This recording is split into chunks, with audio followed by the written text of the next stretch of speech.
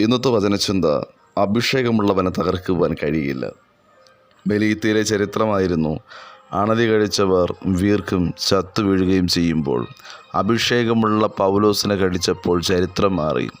പൗലോസിനെ കടിച്ച അണലി ചത്തുപോയെങ്കിൽ അഭിഷേകമുള്ളവൻ മെലീത്തയിൽ ചെന്നാൽ അവിടെ കാര്യം തീരുമാനിക്കുന്നത് നീതിദേവിയല്ല, അഭിഷേകം ചെയ്ത ദൈവമത്രേ.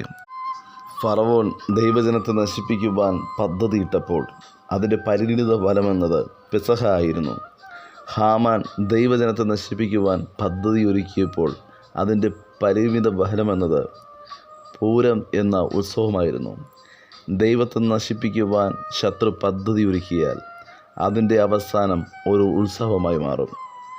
പ്രതിസന്ധിക്കകത്ത് വഴിയൊരുക്കുന്ന ദൈവം, മരുഭൂമിയിൽ മന്ന ഒരുക്കുന്ന ദൈവം, സിംഹക്കുഴിയിൽ സിംഹത്തിൻ്റെ വായടച്ച ദൈവം, തീച്ചൂളയിൽ വഴിയൊരുക്കിയ ദൈവം, ദൈവം പാറയ്ക്കകത്ത് നിന്ന്, തീ തുപ്പുന്ന പാറയ്ക്കകത്ത് നിന്ന് ജീവജലം കരുതിയെങ്കിൽ ദൈവം ഏത് പ്രതിസന്ധിക്കകത്തും വഴിയൊരുക്കുവാൻ ശക്തനാണ്. മനുഷ്യർ മറക്കുന്നത് നല്ലത്, ദൈവം ഓർക്കുന്നത് ഏറ്റവും ശ്രേഷ്ഠം. പാനപാത്രവാഹകൻ്റെ സ്വപ്നത്തെ യോസഫ് വ്യാഖ്യാനിച്ചതുപോലെ സംഭവിച്ചപ്പോൾ യോസഫ് പാനപാത്രവാഹകനോട് പറഞ്ഞു, നീ ശുഭമായിരിക്കുമ്പോൾ എന്നെ ഓർക്കണം. എങ്കിലും പാനപാത്രവാഹകൻ യോസഫിനെ ഓർക്കാതെ മറന്നു കളഞ്ഞു. പാനപാത്രവാഹകൻ മറന്നപ്പോൾ ദൈവം ഭക്തനായ യോസഫിനെ കാരാഗൃഹത്തിൽ നിന്ന് മന്ത്രി എന്ന പദവിയിലേക്ക് എത്തിച്ചു.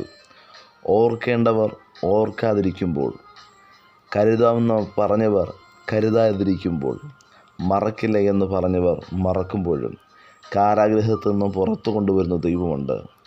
ദൈവം ഓർത്താൽ അത് ഒരു ചരിത്രമായി മാറും. 4 പേർ ഐക്യപ്പെട്ട് ഒരുപോലെ വിശ്വസിച്ച് പക്ഷപാതക്കാരനെ യേശു ക്രിസ്തുവിൻ്റെ അരികിലെത്തിച്ചപ്പോൾ യേശു സൗഖ്യമാക്കി.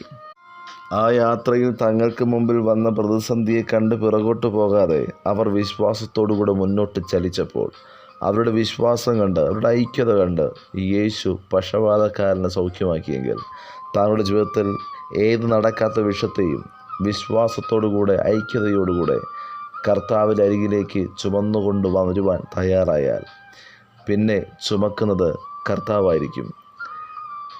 പൗലോസ് കാരാഗൃഹത്തിലായിരിക്കുമ്പോൾ രാത്രിയിൽ കർത്താവ് പൗലോസിൻ്റെ അടുക്കൽ നിന്നു, ധൈര്യമായിരിക്കുക, നീ എന്നെക്കുറിച്ച് യെരൂശലേമിൽ സാക്ഷീകരിച്ചതുപോലെ റോമിലും സാക്ഷീകരിക്കേണ്ടതാകുന്നു എന്ന് അരുളി ചെയ്തു. ദൈവശബ്ദത്തിൻ്റെ പൂർത്തീകരണത്തിലേക്കുള്ള യാത്രയിൽ അതിന് വിരോധമായി കൊടുങ്കാറ്റടിച്ചു, ഈശാനമൂലമടിച്ചു, വല്ലാത്ത കാറ്റടിച്ചിട്ടും അതിനൊപ്പം ദൈവം കൈമാറിയതിനെ തകർക്കുവാൻ കഴിഞ്ഞില്ല.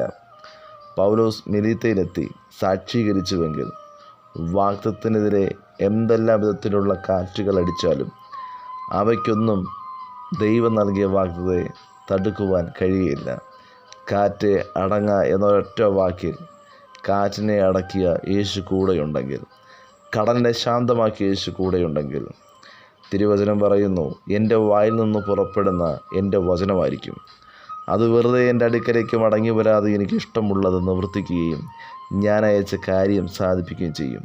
ചില വിഷയത്തിനകത്ത് ദൈവത്തിൻ്റെ നിശബ്ദത അസാധാരണ ദൈവമഹത്വം വെളിപ്പെടുവാനാണ്. വചനം ശ്രവിക്കുന്ന താങ്കളുടെ ജീവിതത്തിൽ ഇതുവരെ ദൈവം നിശബ്ദമായിരിക്കുകയാണോ? എന്നാൽ ഭാരപ്പെടേണ്ട, വരും ദിവസങ്ങളിൽ ദൈവത്തിൻ്റെ അസാധാരണമായ മഹത്വം വെളിപ്പെടുവാൻ പോകുകയാണ്. അത് താങ്കൾ കാണും. അഭിഷേകത്തോടുകൂടെ മുന്നോട്ട് ചലിക്കുമ്പോൾ, അഭിഷേകമുള്ള ഭക്തനായ മോശയ്ക്ക് മുൻപിൽ ചെങ്കടൽ തുറക്കപ്പെട്ടതുപോലെ, അഭിഷേകമുള്ള ഭക്തനായ ദാനിയേലിൻ്റെ മുന്നിൽ സിംഹത്തിൻ്റെ വായ അടച്ചതുപോലെ, അഭിഷേകമുള്ളവൻ്റെ കാര്യം തീരുമാനിക്കുന്നത് സിംഹമല്ല, അണലിയല്ല, ചെങ്കടലല്ല, അഭിഷേകമുള്ളവൻ്റെ കാര്യം തീരുമാനിക്കുന്ന ദൈവമുണ്ട്. ആകയാൽ ദൈവകാര്യങ്ങളിൽ സകല വിഷയങ്ങളും പൂർണ്ണമായി ഏൽപ്പിച്ച് വിശ്വാസത്തോടു കൂടെ മുന്നോട്ട് ചലിപ്പാൻ വചനം ശ്രമിക്കുന്ന ഏവർക്കും കർത്താവ് കൃപയും അധികാരവും നൽകുമാറാകട്ടെ. God bless you. ആമേൻ.